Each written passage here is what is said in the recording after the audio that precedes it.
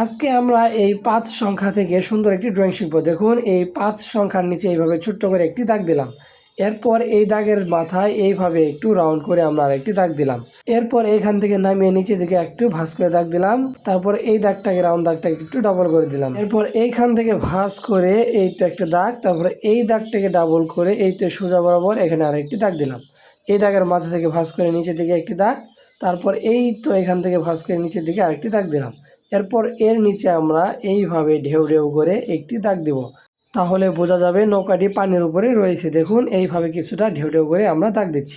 এরপর এই নৌকার পালটাকে সুন্দরভাবে এই তো এখানে একটি সোজা দাগ দিলাম, এখানে ছোট্ট করে আরেকটি সোজা দাগ দিলাম। সুন্দর একটি নৌকার পাল তৈরি হলো। দেখতেই পারলেন একটি ৫ সংখ্যা থেকে কত সুন্দরভাবে একটি নৌকা অঙ্কন করে দেখালাম। কৌশলটি আপনাদের কাছে কেমন লাগলো অবশ্যই কিন্তু কমেন্ট করে জানিয়ে যাবেন এবং ভালো লেগে থাকলে অবশ্যই কিন্তু একটি লাইক করে যাবেন।